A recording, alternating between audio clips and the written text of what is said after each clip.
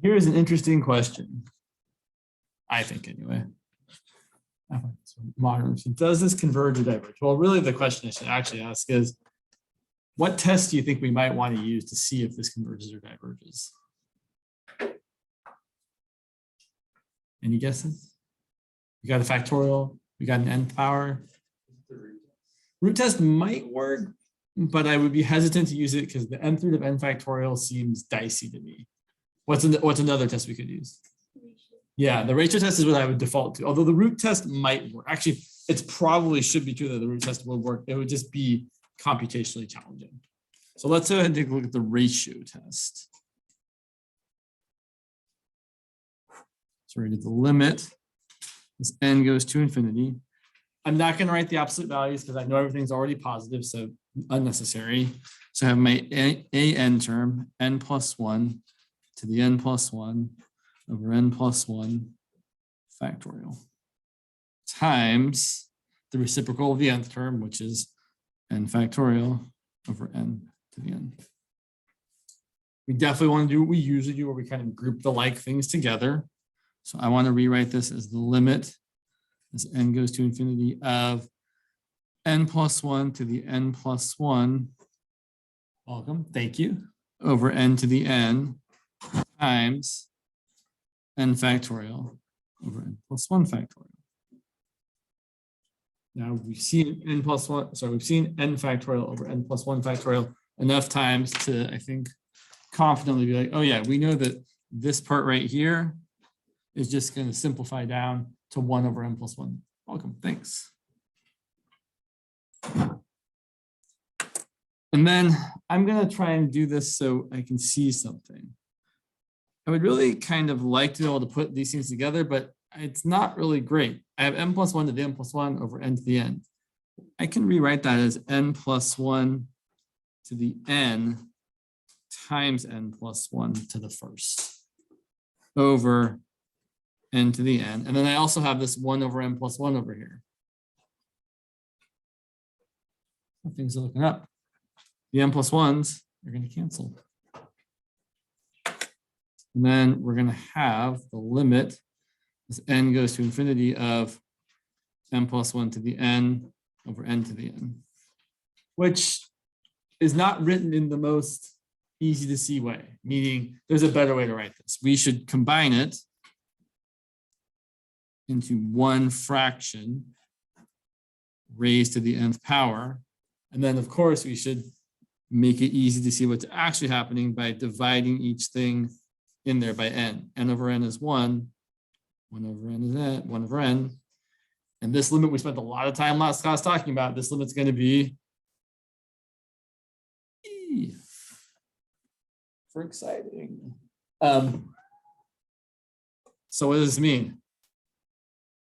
We did the limit, we got a thing, but now we have to interpret the results. Oh, it's greater than that. No, yeah, it's greater than 1. Right, which means, right, so the series diverges.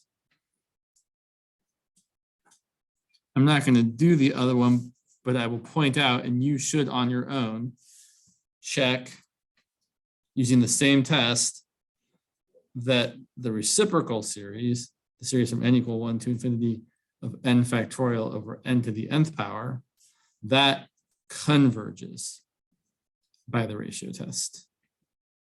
And if you do that limit, the limit should end up equaling 1 over e. The limit is n goes to infinity of the n plus 1 term over the n term does equal 1 over e, or e to the negative first. Kind of cool. It's a little more challenging to see, but I mean, if you think about it, right, if you just did the reciprocal of all this, you should get the reciprocal result, which should be 1 over e. So it does work out that way, but I think that's a good thing for you to explore on your own. And we are going to move forward to the alternating series convergence test. Why does the series diverge? So when you do the ratio test, you're essentially finding the ratio that this thing that's acting like a geometric series is getting closer and closer to. So this series acts very much like a geometric series whose ratio is e.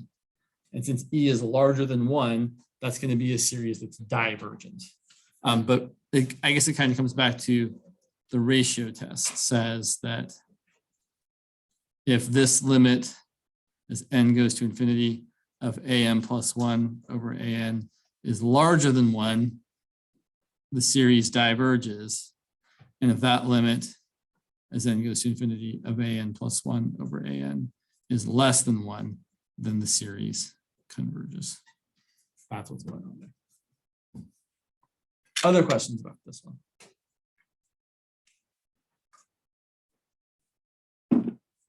Yeah. So you're obviously doing the ratio test. So like Why wouldn't I use the root test? Why choose for this equation? Why choose the ratio test? So 2 reasons. 1, factorial. If I see a factorial, almost all the time I'm going to choose the ratio test. But really the more important reason is because the root test is kind of a pain here. So if I did try the root test, here's what I would be looking at. So I had the sum of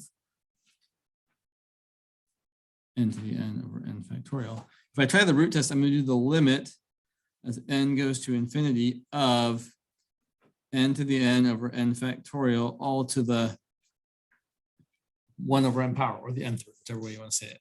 And here's the problem, right? N to the n to the 1 over n, that's fine. That's just going to be n. But n factorial to the 1 over n power is nice. Yeah, it's not good. I really I honestly don't know how to deal with that. Like I might be able to go figure it out if I spend some time on it, but it's not worth my time because I know the ratio test is going to work. So okay, so like only like for the engineer only your test like everything power of n. Yeah, or the power of n to some other power is also valid. But yeah, like, so for example, if we had the sum as n goes to infinity, God, man, brain, why do I not want to write that? If the things just don't want to get written the right way from my pencil, apparently here. If we had, sorry, the sum from n equals 1 to infinity of 1 minus 2 over n to the n cubed power, this is a good time to use the root test. Now, is it going to work? I don't know. Maybe. That's why we have to try things. So root test, we're going to do the limit as n goes to infinity of 1 minus 2 over n to the n cubed to the 1 over n power. And so then we're going to, n cubed might have been a poor choice here. Limit as n goes to infinity of 1 minus 2 over n to the n cubed times 1 over n is n squared. It still looks not great. I don't know what the limit is. You know what that? We can figure it out. Oh man, we got to do it the long way. So I'm going to write this as the limit as n goes to infinity of e to the natural log of 1 minus 2 over n to the n squared, and then bring that. Yeah, I know, right? Yeah, I know. I was feeling the same way. So I'm going to try and not do all the steps because we've done this so many times. So we're going to bring the n squared down and then down below. So we have e to the natural log of 1 minus 2 over n over, welcome, 1 over n squared. So then we're going to get, using L'Hopital's rule, the limit as n goes to infinity of e to the derivative of the top thing, 1 over 1 minus 2 over n, times the derivative of the stuff inside, which is positive 2 over n squared, divided by the derivative of the bottom thing, which is going to be negative 2 over n cubed. This is not looking, it's looking fine, actually. So limit n goes to infinity. If we simplify this, here's what we've got. We've got 1 over 1 minus 2 over n. And then 2 over n squared times n cubed over negative 2 is going to be a negative n. Now, so I think we're in for disappointment here. No, I don't think. I keep thinking it's going to go badly. I keep feeling I'm going to get 1, which would be disappointing because right then the test wouldn't work. But I think we're actually going to get 0. Let's take a look and see. So as n goes to infinity, I've got 1 over 1 minus something going to 0. times negative infinity. So I'm getting e to the negative infinity, which is 0. Which means it's convergent. I will say the nth root test is probably the best test to use for this, even though it sucks, right? This was not fun to do. No one wants to do this, but sometimes you got to do the thing that we don't want to do. Sounds like it's the best way to do it. I think so. I mean, I will be honest, I just made it up. There might be better ways to do it, but I think, like, looking at it, I can't think of a better way to attempt to do this one off the top of my head. Yeah. It's just 1 minus 2 over n to the power of n, it would be e squared, right? The limit of e squared. It would be e to the negative second would be the limit. Well, I guess what would be e squared? Like the limit. The limit of the, like if I was doing the nth term test. Yeah. So if you instead had, exactly, if you had this series, right? So that this one would diverge by the nth term test. Yes. Because the limit as n goes to infinity of 1 minus 2 over n to the n is equal to e to the negative second power. Not 0. So can we change that to the power of n squared? And then that entire thing raised to n squared is something. It feels a little dicey, and the reason it feels a little dicey is because when we're doing that kind of thing here, we're just kind of adjusting by a constant, right? Like if I was going to actually kind of write this one out here, I would write the following. I would say that this limit as n goes to infinity of 1 minus 2 over n to the n, I would really think of this as the limit as n goes to infinity of 1 minus 2 over n to the, I'm going to multiply the top here by essentially a negative 2 over negative 2, so that I have an n over negative 2 and then raised to the negative 2 power. This inside part is going to e, so I'm getting e to the negative second. Thanks. Versus if I looked at this other one, where we're doing 1 minus 2 over n to the n cubed power, it feels a little less safe to do something like that here, where we're going to say that's that to the negative n over 2, and then raised to the n, the 2n squared, the negative 2n squared. It's, I mean, you could justify it working, I think, but it feels just a little less rigorous, a little more hand wavy. So I would caution against it. I'm not saying it's wrong. I'm just saying it feels not as precise as we might want to be. But yeah, you could say to yourself, oh yeah, well, this is going to e, and then you've got e to a negative infinity, which is going, oh, actually, no, that's problematic. This is going to 0. Well, it's not problematic, but this doesn't tell us anything because this, I was trying the nth term test here, and I just shouldn't have been because we know the thing converged. So if I was going to try the root test, where I have to then do the other thing, I would be looking at this limit as n goes to infinity of 1 minus 2 over n to the n squared. Sorry. I think you could still make the same sort of argument. I just am not in love with it. It could be a personal bias, I won't lie, but you could totally do it like this, or you could attempt to do it like this.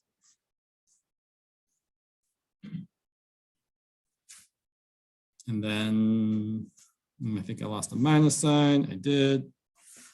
Yeah, you could write it like that, even though it's really, really not nice looking, but it's still correct. And then I guess we could probably say this is going to e to the negative infinity. So yeah, I feel like you could probably get away with that, but again, it feels just, it doesn't feel 100% on the up and up. I'm not saying it's wrong. I'm just saying it doesn't feel like, it feels like we would need a little more justification there. So I would caution against it, but I wouldn't say it's completely out of bounds. All right, let's talk about the alternating series test for convergence. alternating series test. And it really only is for convergence.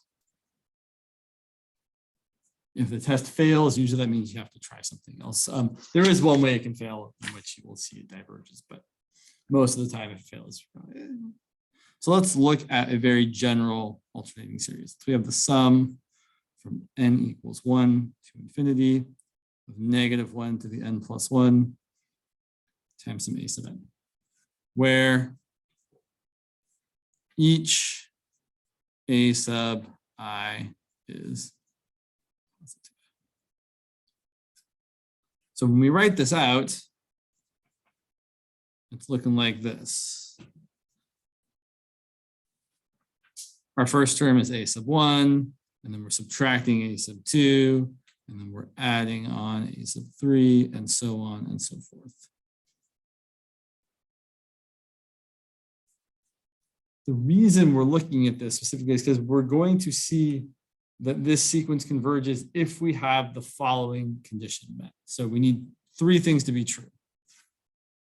One of the things that needs to be true is the sequence a sub n needs to be decreasing. And the other thing that needs to be true is that the limit as n goes to infinity of a sub n is equal to 0. I want to emphasize here that these are not the same thing. I used to kind of think they were when I was younger. I was like, well, if the limit's 0, then shouldn't it be decreasing? Well, not necessarily. You can have something that kind of, and I've said this before, that kind of decreases and then jumps back up and then decreases and jumps back up. That's not a decreasing sequence, right? If it always keeps jumping back up eventually, it's not decreasing. So being decreasing and having a limit that's 0, not necessarily the same condition. So we do really need to check that it's decreasing, not just the limit 0. And then I said the third thing and then I completely forgot what it was. Oh yeah, they have to be positive terms, which I already said. Okay, so here's a picture that I think is helpful to think about why these 3 things would show an alternating series converges. So I'm going to just take my first term a sub 1. And let's say a sub 1 lands us here. So that's my first partial sum. S1 is a sub 1. My second partial sum is going to be a sub 1 minus a sub 2. Now, importantly, a sub 2 is smaller than a sub 1, right? It's a decreasing sequence. So no matter how much I subtract, I'm still going to be not as far back as I went out, or I'm not going to get back down to 0. A sub 1 minus a sub 2 is going to maybe get me, I don't know, let's say right here. So I'm subtracting a sub 2, and that's going to give me my second partial sum. And now I'm going to add a sub 3 to get my third partial sum. And since my sequence of terms is decreasing, a sub 3 isn't as big as a sub 2. So when I add back a sub 3, I don't get to go as far. So here's my third partial sum. And I think we can start to see where this is going. So if I keep doing this, I'm just going to keep getting closer and closer to some number that's in the middle here.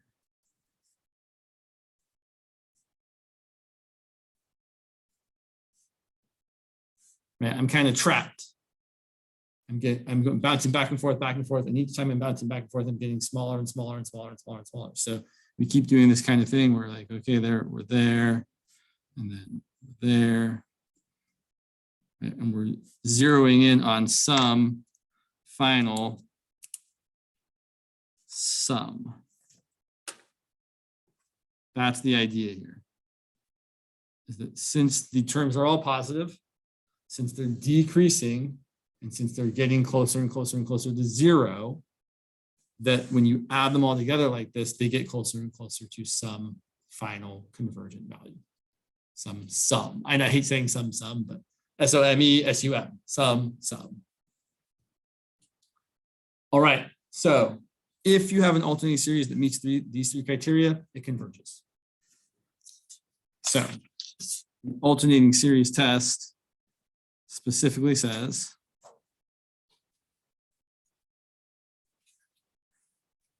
this series, -1 to the n times a sub n from n equals, it doesn't really matter where you start, but whatever, is convergent if those three things. All the a sub n's are positive. The limit as n goes to infinity of the a sub n's is 0, and the a sub n's are decreasing. So the next term is smaller than the previous term. And as is typical, the first two things are usually pretty easy to check. The third thing can be kind of a pain in the butt to check. It's often a pain to check if a sequence is decreasing. Again, not too terrible, but it can be a little terrible. So here's kind of the most famous example of an alternating series, the alternating harmonic series from n equals 1 to infinity of -1 to the n plus 1 times 1 over n.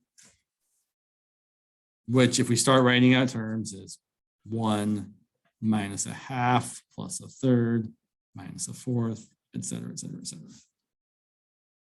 And this series definitely meets all the criteria. One, the non-alternating part, basically just get rid of the -1 to the whatever. That part is certainly positive for all the n that we care about. Check. Most of the time, people don't even write that. Like if you're using the alternating series test, people don't, your teacher will be like, yeah, positive, sure. Nobody like, that's just something we don't even pay attention to really. Second thing, the limit of a sub n equal to 1 over n. Oh yeah, that's going to be 0. Check.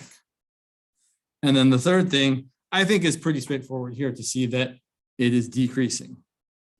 I don't think you need to do any other work other than say, yeah, the next term, 1 over n plus 1, is definitely less than the previous term. I don't think you need to say anything else, right? It's straightforward. It's clearly 1 over n plus 1 is less than 1 over n. Okay, so this converges. We met all the criteria, right? Our picture, if we started drawing it, would look like our partial sums were doing this kind of deal where we're getting closer and closer and closer to some sum in the middle. Once again, we don't know what this converges to. In fact, well, we'll talk about that later, actually. I'll say this series converges to something. I think it converges to natural log of 2, actually. But this kind of series is actually special in that if you reorder the terms in different ways, you can make it converge to anything you want, which is annoying, but also not that big a deal. Oh yeah, the other thing I wanted to mention with this picture here is that, so if you look at what our series actually adds up to, this S value here, if we look at the difference between, love another color here. If we look at the difference between our second partial sum, for example, and our actual sum, that difference there of the sum minus the second partial sum is definitely less than the next term of the sequence. So I really want, thank you. I want you guys to see this, right? This distance here between here and here is certainly less than this distance here from here to here. For sure, 100%. And specifically, you can actually pick any partial sum. So if you went out to like, I don't know, like say the fifth partial sum, which is right here,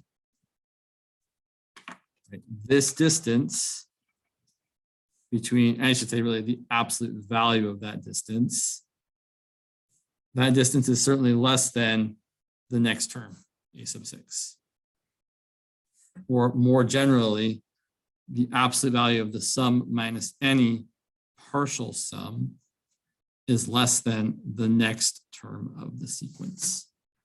And we care about this because that's equal to the error or the remainder. Another way of saying this would be more room on my paper. I'll just write it in here, fine. Sorry, I'm all over the place. The idea being that if you look at this infinite alternating sum,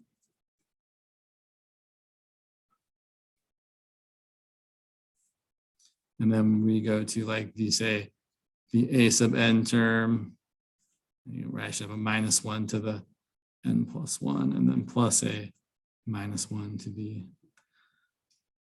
n plus 2, a sub n plus 1, et cetera, et cetera.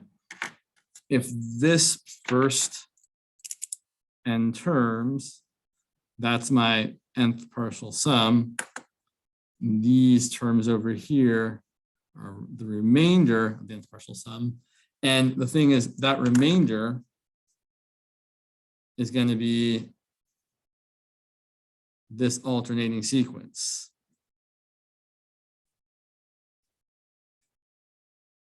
But again, we've got the same sort of thing where I've got some value and then it subtracts something less than it. And then it adds something less than that. And it subtracts something less than that. So this whole thing is less than the first term. Because I have some first term and then I made it smaller. And then made it a little bit bigger, but not as big as it was. I made it a little bit smaller, then a little bit, right? So the nice thing about the alternating series, or I should say the nice thing about alternating series is that the remainder or the error R sub n in absolute value is always less than whatever the next term is. It's kind of great.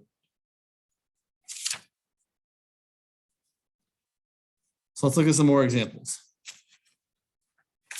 So I know it's good to have it dark up here, but it feels like especially dark today because it's kind of gray outside. Like, is it nighttime? So let's look at this series from n equals 1 to infinity of -1 to the n times 1 over the square root of n. And really, this is just throwing the, so if you see something alternating, yes, good question. Does it have to meet all three requirements to converge?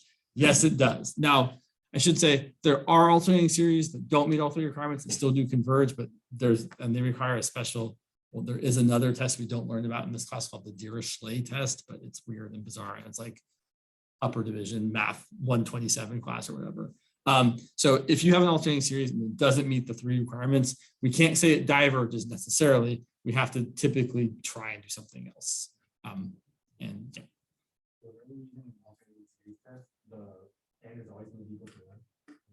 No, not always. We could really start anywhere. We often start at 1, but no, this one could totally start at 6 and still be fine. So let's try throwing the alternating series test at it and see what happens. So first off, yep, terms are positive. Great.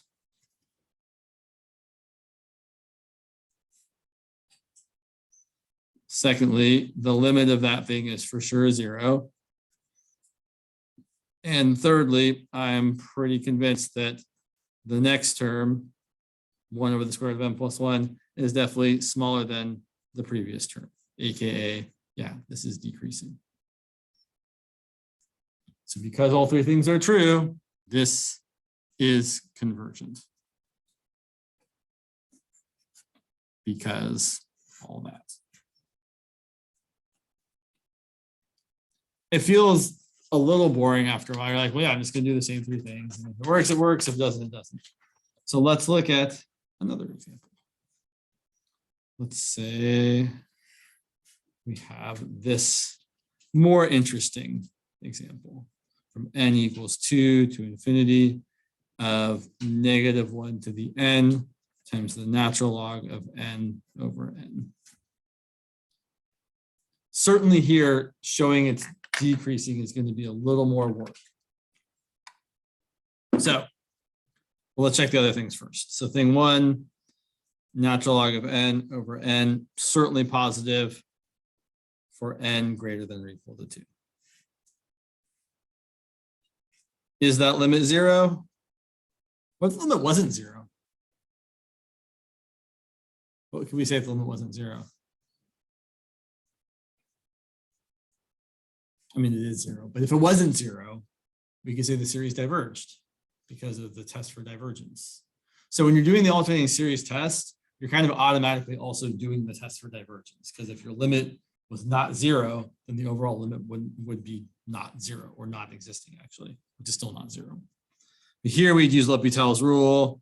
We get the limit as n goes to infinity of 1 over n over 1, which is going to be 0. And then thing 3, is it decreasing? So here, although it's not impossible, it's quite challenging to actually show that the natural log of n plus 1 over n plus 1 is less than the natural log of n over n. It can be done. It requires a fair bit of cross multiplying and using some e to the stuff and whatever. You don't want to do that. You can do it. It's kind of neat, but you don't really want to do it. What you want to do is instead check the derivative. If our f of x is the natural log of x over x, then the derivative is x times 1 over x minus 1 times natural log of x all over x squared, which is equal to 1 minus natural log of x all over x squared. And this derivative is negative as long as x is greater than e. If x is bigger than e, then the natural log of x will be bigger than 1. Question? Could we look at it? It might be just numbers that wouldn't even make sense, but could we look at it as ln of n to the negative n and just show that ln of n to the n is decreasing and So- ln of n to the negative n just the other side? So I guess I'm not quite sure what you're saying. Did you say it again? Like we know that ln of n to the nth power is decreasing. ln of n to the n? Well, the whole thing to the Okay. n. Yeah, we know that's decreasing. So if we Was I would disagree that that's decreasing. If the n values get larger, the whole expression is going to get larger. I thought that it was decreasing and it doesn't ever get to 0. So this particular expression, this is going to infinity. Right. As n goes to infinity. I guess I'm not sure why we're looking at this. I was just wondering if instead of looking at somewhere here, if you could rewrite ln of n over n negative n instead. Well, so it's not really raised to the negative n power though. So, I mean, Oh, okay. you could write this as 1 over n times natural log of n, which would then be natural log of n to the 1 over n power. That's one way we could simplify it. I will tell you, so you can actually, that's kind of the beginning of one way you can kind of mess with this a different way, but it does get really kind of messy. It's usually, with factorials being the exception, usually it's easiest if your thing starts to look even a little bit complicated, write it as a function, take the derivative, see where the derivative is negative, and that's where the original expression will be decreasing. So here, this derivative is definitely negative as long as x is larger than e. So we can definitely say that the natural log of n over n is decreasing for n bigger than or equal to 3. And since the first finite number of terms don't actually matter, we can ignore the fact that we're starting at 2. Right? It doesn't matter if we're starting at 2 or starting at 20. Right? As long as this is a, so really what this should actually say when you look at the alternating series test is, say here, what we really want to say is this should be eventually. We want the series to eventually be decreasing. It doesn't have to always be decreasing for the first several many terms, but at some point, it has to always be decreasing after that.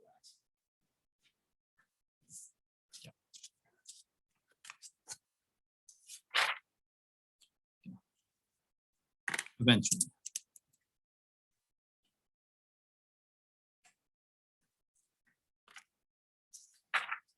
Sorry.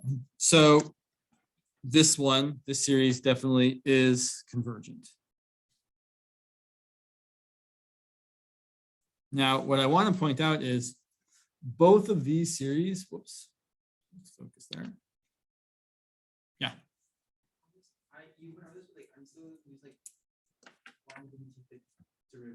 Oh, sure.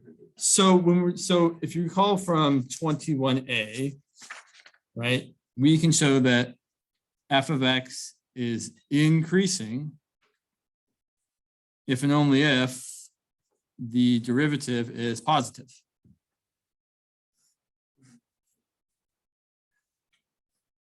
If you look at this function, from here to here, the function is definitely increasing, right? Left to right, getting bigger and bigger and bigger. And if you think about any tangent line, the slope of any tangent line will be positive or negative. All those tangent lines certainly look like they have what kind of slope? Positive, 100%. Whereas from here to here, where the function is definitely decreasing, it looks like any tangent line is going to have a negative derivative. So that's the whole idea. We know a function is increasing only when its derivative is positive, and likewise, a function is decreasing if and only if its first derivative is negative. So that's why we're taking the first derivative here, because if the first derivative is negative, that exactly corresponds to the function being decreasing. Okay, so for 3, it just has to be decreasing. Right, so we're showing that the function is decreasing by showing that the derivative of that function is negative. Yeah, and so another way of doing that is saying like if a n plus 1 is less than a. Right, that's what we did. Just another way. Right, that's what we did the first couple times. But this one, this natural log of n over n, this natural log of n over n is challenging to show it's decreasing by showing this. Not impossible, but really, really not fun. So that's why instead we decided to do this. You're welcome, yeah. So what I also want to point out is both of these series, if you looked at the, say, the sum from n equals 6 to infinity of the absolute value of this series, well, when you take the absolute value of the -1 to the n part, it's just 1 every time, right? Essentially, it becomes not alternating. So this would just be the sum from n equals 6 to infinity of 1 over the square root of n. And that series, is it convergent or is it divergent? It's definitely divergent. But as we just saw, the alternating version was convergent. These two things together tell us that the series from n equals 6 to infinity of -1 to the n times 1 over root n is conditionally convergent. Meaning the series, the alternating series itself converges, but the absolute value of it does not, or it is not absolutely convergent.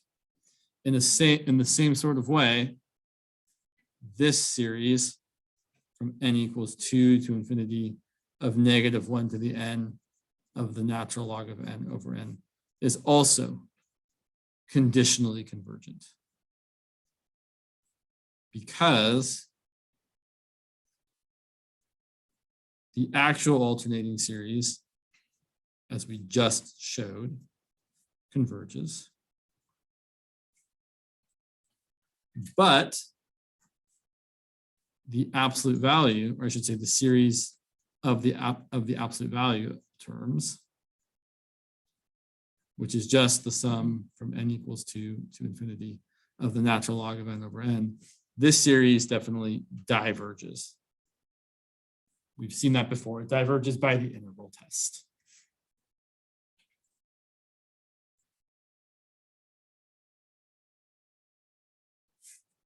So again, we see another series that is called conditionally convergent.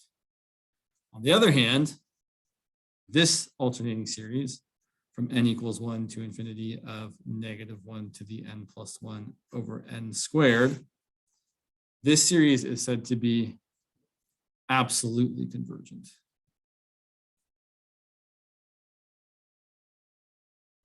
It certainly converges by the alternating series test. So we can certainly show 1, a sub n equal to 1 over n squared is positive. 2, the limit as n goes to infinity of 1 over n squared is equal to 0. And 3, the terms do get smaller. A sub n plus 1 is less than a sub n. 1 over n plus 1 squared, certainly less than 1 over n squared. I don't think you have to do any more work here, right? Here, again, it's straightforward to say like, oh yeah, that fraction has a bigger denominator, it's a smaller fraction. So it certainly is convergent by the alternating series test. But we can also say that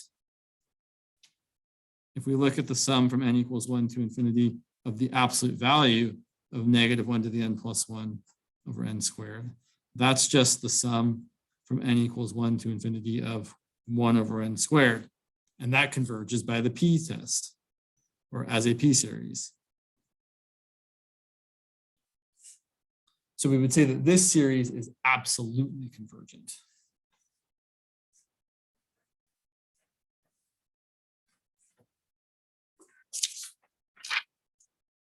So we have the following couple things. So one, if an alternating series converges and the regular non-alternating series diverges, then we say that the series, the alternating series, is conditionally convergent.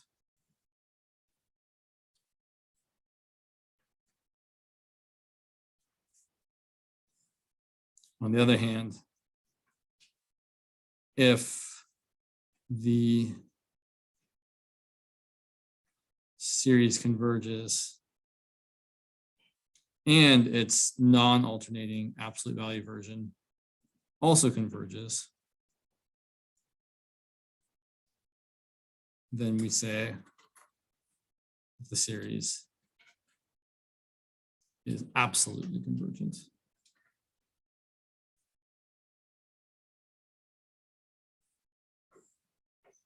And then the other thing to know here is that if the series of the absolute value terms converges, then the non-absolute value series also converges. This is called the absolute convergence test. So sometimes we'll look at the series and be like, it's alternating, but I don't even need to use the alternating series test because I can see that the absolute value of those terms will also lead to a series that converges. For example,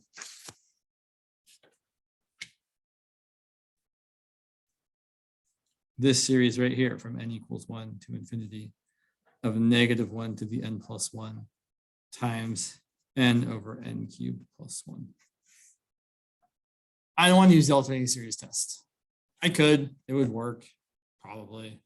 Be kind of a pain in the butt to show that this sequence is decreasing, although not impossible. But we don't have to, because we're going to instead look at the sum from n equals 1 to infinity of, you're going to get tired of writing it like this, right? We're going to go straight from this to this.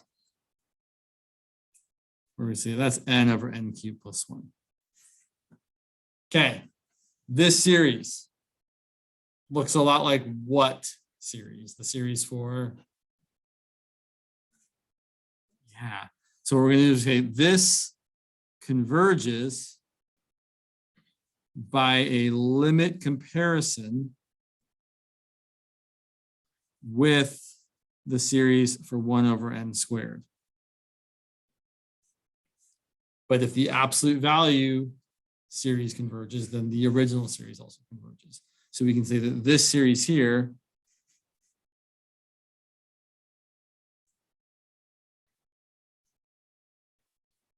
a lot of writing. This series is absolutely convergent.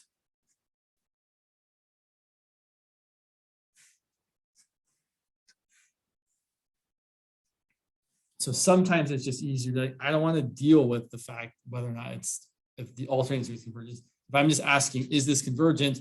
I can show that it's absolutely convergent, which means it's also convergent. Sometimes you'll be asked to be more specific. Someone could ask you a question, is this series convergent or divergent? Great, this is enough work. But someone could also ask, is the series absolutely convergent or conditionally convergent or divergent? And then you do have to check all the things. So if I asked that instead, then we would need to also check to see, well, we wouldn't actually at this point. So I would say if you're asked a question, in fact, let me just do an example instead of asking the question. So here's the type of question someone might ask. Is the following series from n equals 1 to infinity of -1 to the n over n to the 4th plus 2, is this series convergent? I should say conditionally convergent,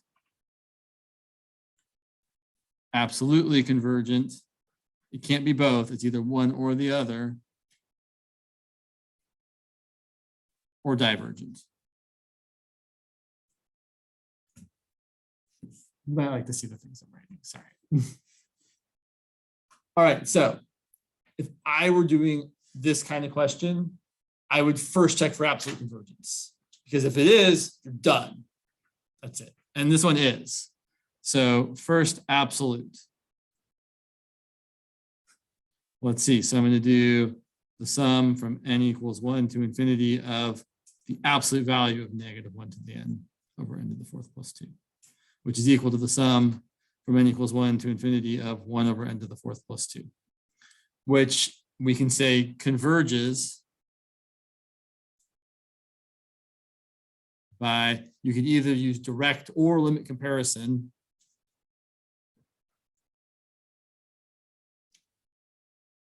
with this series. You could do a limit comparison with this, then the limit would be 1. You could do a direct comparison with this because this sequence is less than that sequence, and this series is convergent. Great, we're done with the problem. So our series converges absolutely.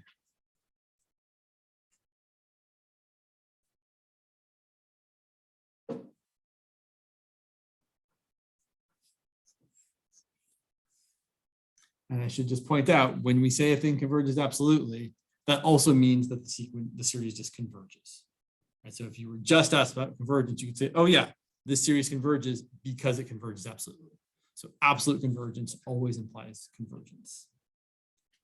And interestingly, if you use the ratio test or the root test and you get convergence, you actually are getting absolute convergence every time. It's true. It's actually what if you look at the statement of the theorem, that's how it's stated, is that if this limit's equal to this, this series converges absolutely. I had one other one here. So then to counterpoint, we could ask the question, is this series from n equals 1 to infinity of -1 to the n plus 1 over the square root of n plus 1 the same question? I don't want to add so much. Is it conditionally convergent, absolutely convergent, or divergent? Conditional, absolute, or divergent? I would still start at the same place. I would still check for absolute convergence. So is it absolutely convergent?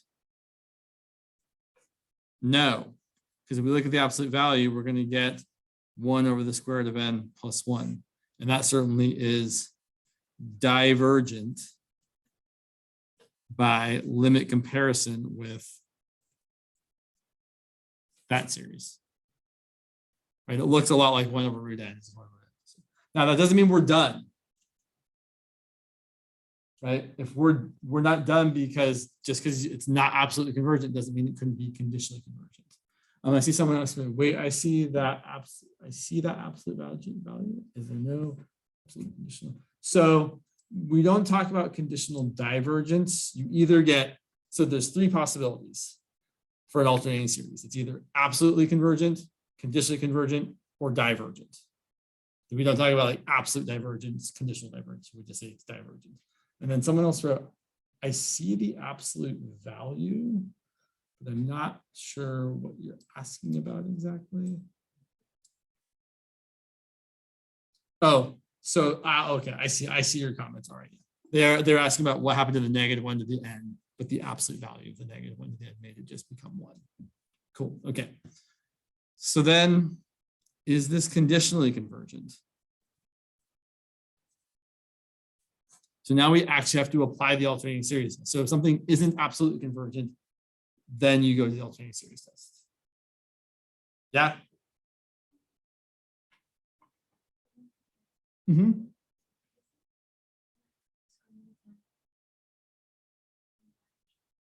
It is. That's why I'm not using direct comparison. So direct comparison would be a huge problem here. Right, but so if I did limit comparison, I'd be doing the limit as n goes to infinity of my unknown over my known. And you can show without too much effort that this limit's equal to 1.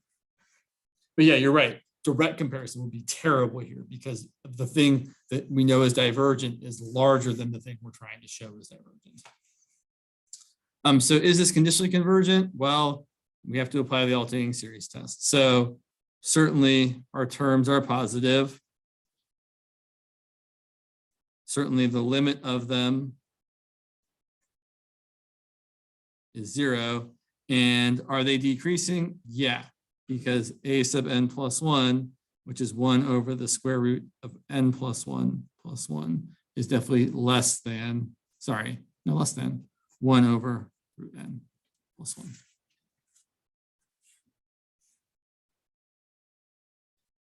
So this alternating series is conditionally convergent. It converges, but its absolute value does not.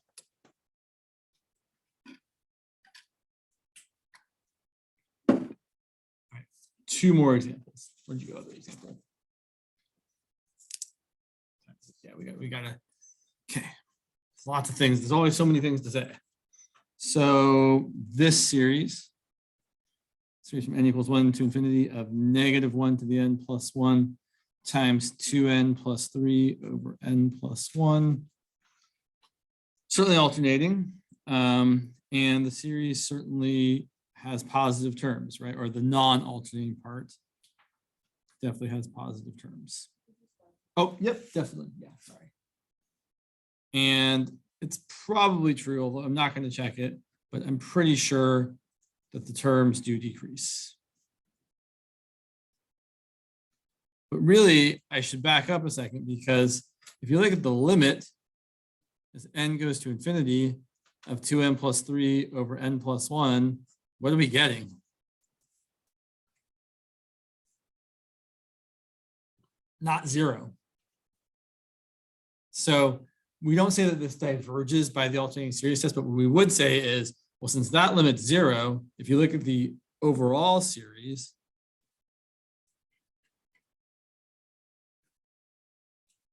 then we can say that using the nth term test, the limit as n goes to infinity of the actual sequence, the alternating sequence, what's this limit going to be? And that's not a good question because the answer is not really an answer.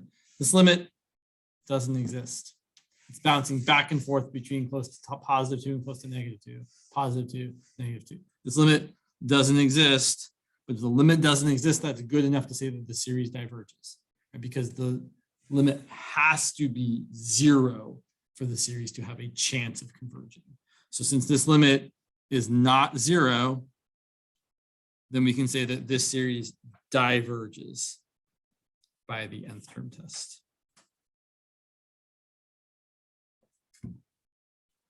Feels a little less satisfying than when the limit's like a real number, but it's still good enough. As long as the limit isn't 0, as long as the limit of the sequence isn't 0, the series diverges.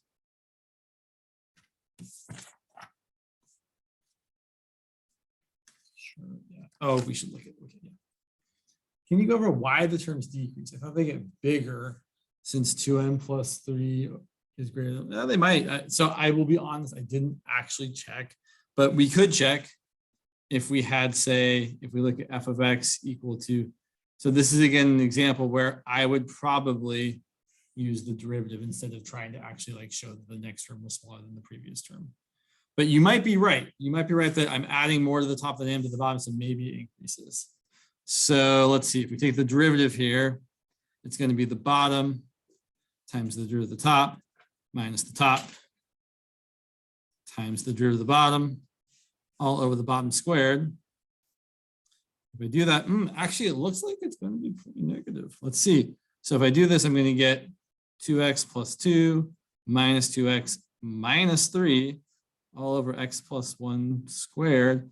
The 2x's cancel, and you get negative 1 over x plus 1 squared, which is actually always negative. So even though it looks a little misleading here, right? It looks like this thing could be increasing. It's actually not. Let's actually plug in some terms just to kind of really see that with our eyes. So right with your eyes. Okay. So if I plug in, right, my first term would be 2 plus 3 over 2, which is 5/2. And then the next term would be 7/3. It got smaller, right? That's 2 1/3. That's 2 1/2. And the next term, right, if I add 2 to the numerator, that's going to be 9/4. That's 2 1/4. I bet the next one's going to be 2 1/5. Oh, it is. So here's what's really happening here. If you take this and write it as 2n plus 2 plus 1 over n plus 1, it's 2 times n plus 1 over 2 n plus 1 plus 1 over n plus 1, and those cancel. And so now if we write it as 2 plus 1 over n plus 1, it's a little easier to justify to ourselves that, oh, that's definitely decreasing. If n gets bigger, 2 plus 1 over n plus 1 definitely gets smaller. So it's a good kind of reminder that we can't just look and see that and think that if the top's getting bigger faster, then the whole fraction is going to get bigger. Clearly not. This fraction, even though the numerator is increasing more, the whole fraction is still decreasing every term. Kind of neat. Good question. Thank you. All right. Oh yeah, I had one more. So let's say we have this series, sine of n over n squared. And I should point out, this is not an alternating series. The terms do not alternate signs. Sine of n changes signs eventually, but if you remember, sine is positive in the first and the second quadrant and negative in the third and the fourth. And 1 radian is like 57-ish degrees. So sine of 1 is whatever the y value is there approximately. And sine of 2 is whatever the y value is there approximately. And sine of 3 is whatever the y value is there approximately. So the first 3 terms are positive. And the next 3 terms are, I've drawn that terribly, are negative. Probably the next 4 terms actually. I don't know, maybe not. No, the next 3 terms. Anyway, the point is it's not alternating, right? It's going positive, positive, positive, negative, negative, negative, right? And eventually like it just gets weird. We can't use the alternating series test here. It's not an alternating series. An alternating series is one that changes sign every term. But what we can do is say, well, we're going to use the absolute convergence test.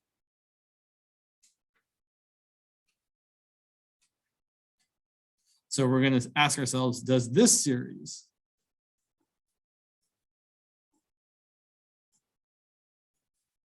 converge or diverge? Well, we can use, oh, question or comment. Well, either way, it doesn't matter. Yeah, sorry. It is possible. We don't even need it. We're kind of going to use it, and then we're going to use a test that relies upon it. Yeah. But you're definitely right. When you see sine or cosine, you should be thinking, hey, that's less than the thing that I know. Specifically, we know that cosine, that sine of n is less than or equal to 1. And since we've got absolute values here, we can just say it's bigger than or equal to 0. And then we can divide everything by n squared. We don't need to put the n squared in the absolute value since it's already positive. And look, we've got the terms of our sequence smaller than the terms of a sequence that goes with the convergent series. So we can say that since this series converges, it's a P series, we know it converges, then this series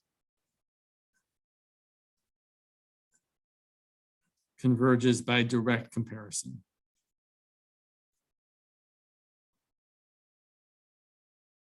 And it's definitely a case where direct comparison is the test you want, not the limit comparison. Limit comparison here is a terrible idea. It's not going to work out. And then we need to say one more thing. We showed that the series we wanted to show, well, actually, we showed that this series converges, which means that the actual series we were asked about is not just convergent, but absolutely convergent, which means it's convergent. Okay.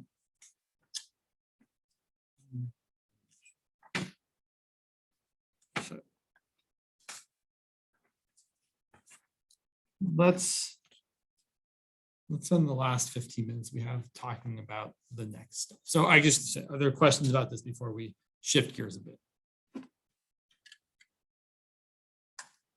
I know a lot the classes are kind of getting to be a little divergent from each other. They're moving apart from each other because some people are getting to talking about the interval of convergence of things. I know some people are not quite there yet, but we should try to get there. So let's talk about Hauer series and the interval of convergence.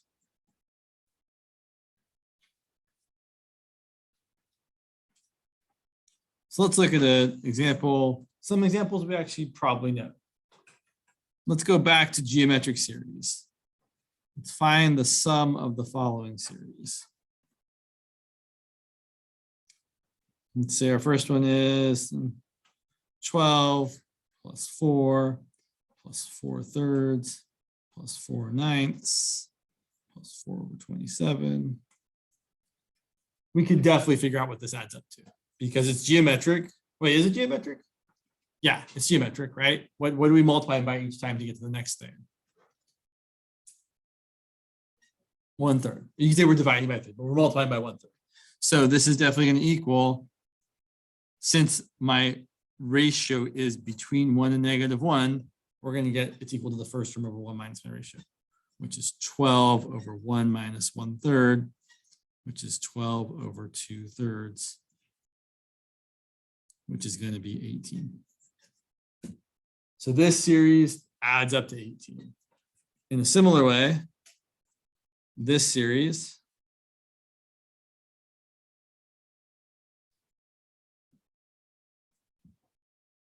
the series is also a geometric series that converges. And we know it converges because here our ratio is what? What are we multiplying each term by to get to the next term? Very close. It's almost 1/2. It's -1/2. So this is going to add up to, again, the first term over 1 minus the ratio. So 8 over 1 minus 1/2, which is going to be 8 over 3/2, which is 8 times 2/3, which is going to be 16/3. And what's kind of neat is you can basically make up any geometric series to add it to whatever you want to. So for example, can I make one that adds up to 8? Why 8? Because it's my favorite number. Because I was born on the 8th month of the 8th day. Just, when that happens, you have to pick that as your favorite number. So I want something it's going to add up to 8.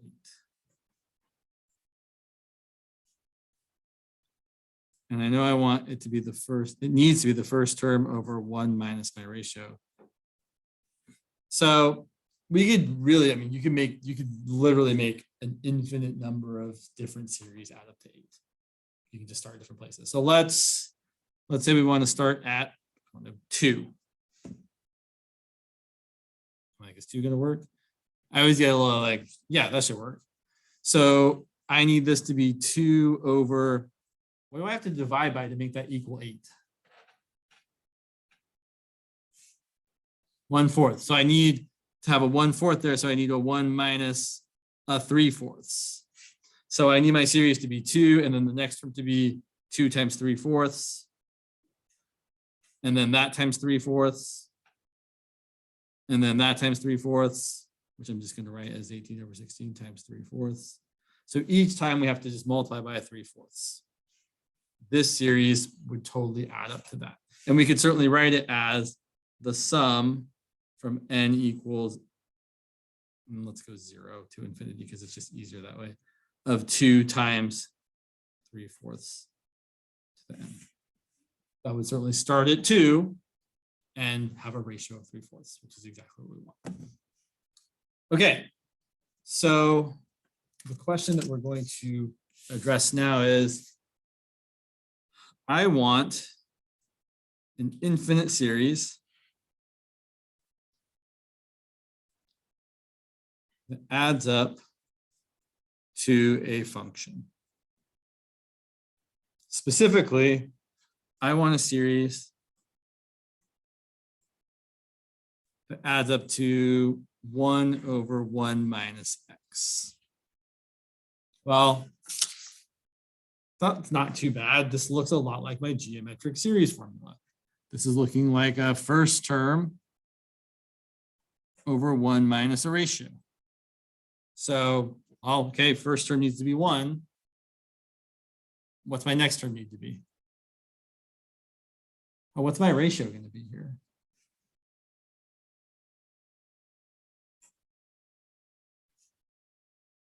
Well, what's in the place of r? X. So 1 plus x squared plus x cubed plus so on and so on and so on. That's going to add up to 1 over 1 minus x. Now, it's going to add up to 1 over 1 minus x as long as it converges. So if it converges, meaning if our ratio is between -1 and 1. So what we can say is 1 plus x squared plus x cubed,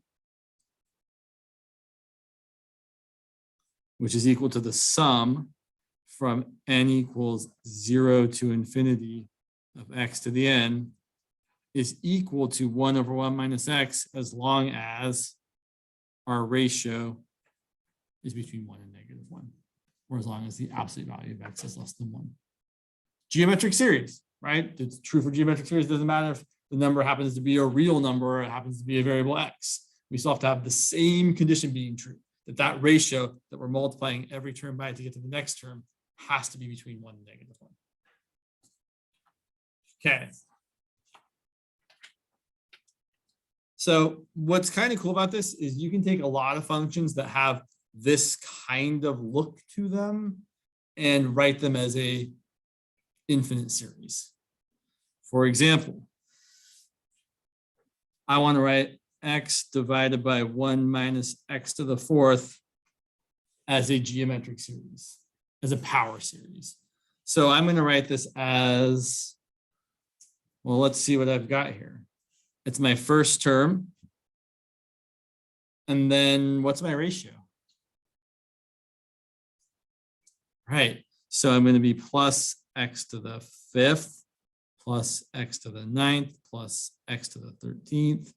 It looks like I could totally write this as the sum from from n equals 1 to infinity of x to the, x to the what? Well, here's what I know. I know I need the power to increase by how much each time. So I need a 4 times n, because n increases by 1, so my power has to increase by 4 times that. But then if I plug in n equals 1, I'm going to get 4. And I want to get 1. So subtract 3. And that'll do it. If I plug in 1, I get x to the 1. If I plug in 2, I get x to the 8 minus 3 is 5. If I plug in 3, I get x to the 11 minus 3. Sorry, 12 minus 3 is 9, and so on and so on and so on. So this is totally what we want. Now, is this the way I really kind of think about doing this? Maybe. But another way I kind of think about this is I'm going to take 1 over 1 minus x to the 4th and think of that as 1 over 1 minus my ratio, which I know is going to be 1 plus my ratio squared plus my ratio cubed, which is equal to 1 plus x to the 4th plus x to the 8th plus. And then I'm going to multiply the whole thing by x. So x times 1 over 1 minus x to the 4th is going to give me x times all that.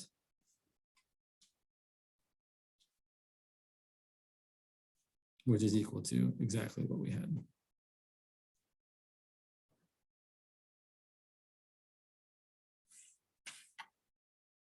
There's a lot of ways to think about turning a function into an infinite series or vice versa, but a lot of them have this same sort of look. Yeah, we have time. Okay. What about 1 over 1 plus x? Oh, it's a plus instead of a minus. I really want to have a minus down there, like really, really, really. So I'm going to make it happen. Right, it's 1 over 1 minus x. So then I can see, okay, that's going to be my first term is 1.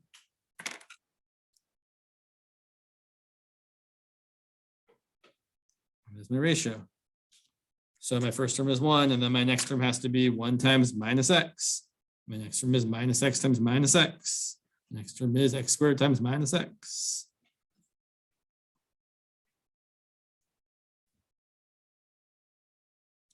And that's going to equal the sum from n equals 0 to infinity of minus x to the n. Now, yeah, I should have mentioned in the previous problem and in this problem, this converges if our ratio has an absolute value that's less than 1. Now, what I'm really saying here is that there are some values of x that this converges for. Like if x is 1/2, this totally converges. If x is 3, it doesn't converge. In a similar way, this previous one here converges if our ratio, which is x to the 4th, has an absolute value that's less than 1.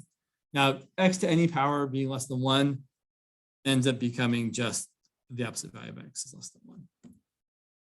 Right, that's right. We can take the 4th root of both sides. It's kind of the easiest way to think about it. Now, what I wanted to say, and I have enough time to say it, is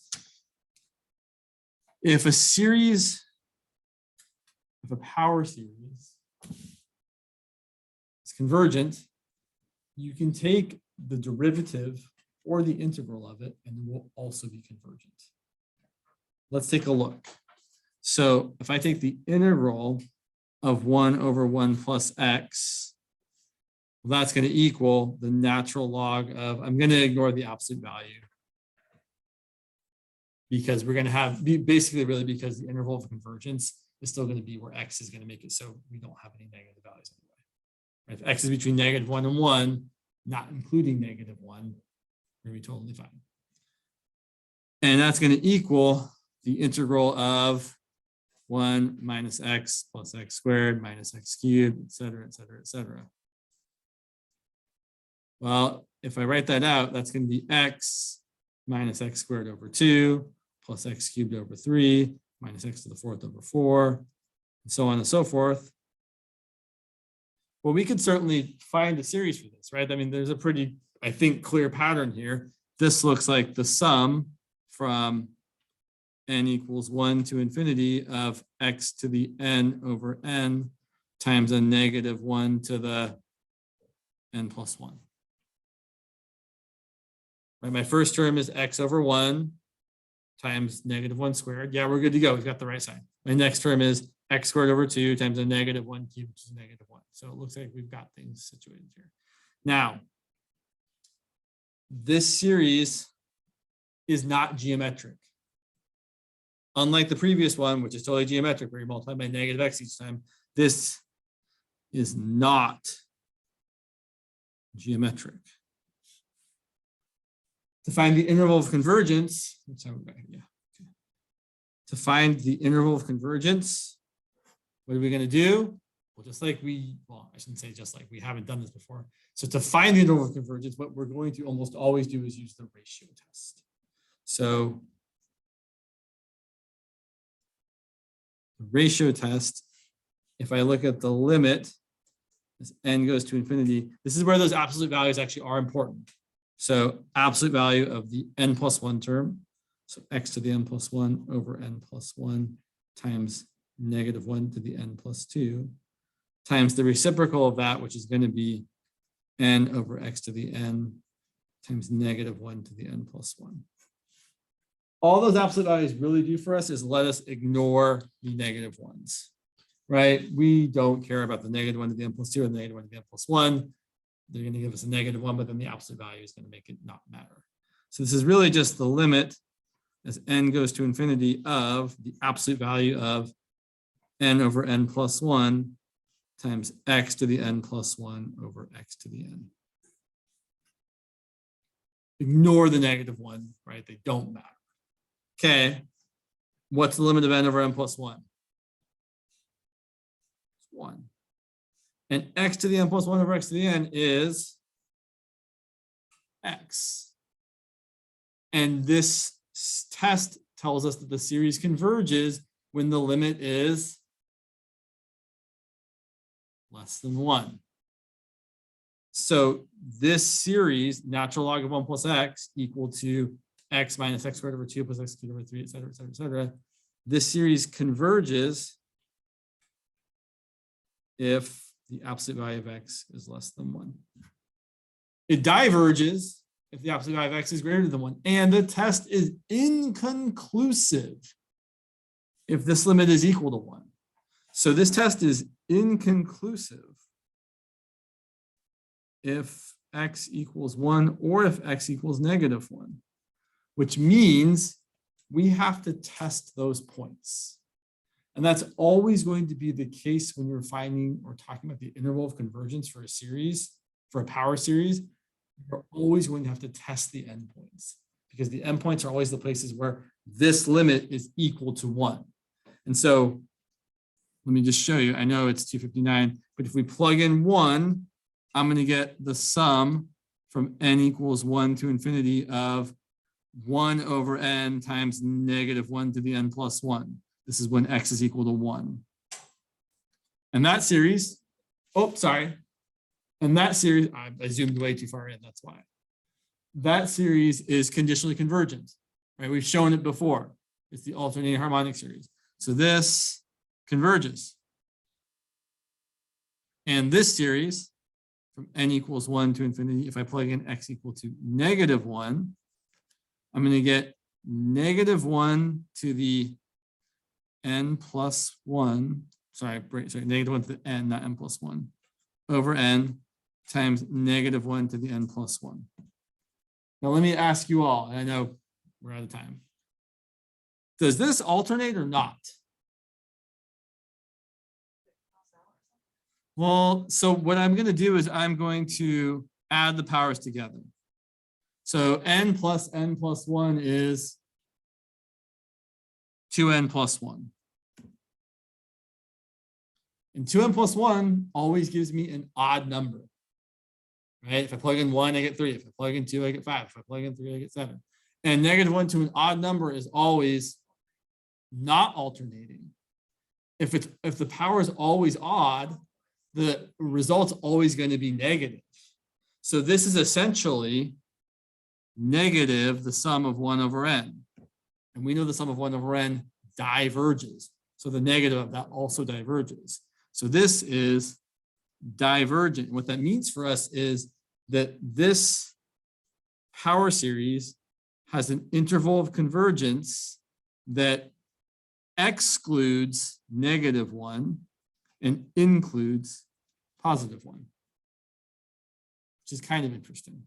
It also makes total sense if you think about the values we're talking about here. This thing shouldn't converge when x is -1, because if you plug in -1, you're taking the natural log of 0, which is a problem. Whereas it certainly seems reasonable that if you plug in 1, natural log of 2, we can write something that this converges to. All right, we'll talk more about this next week. I wish I had more time.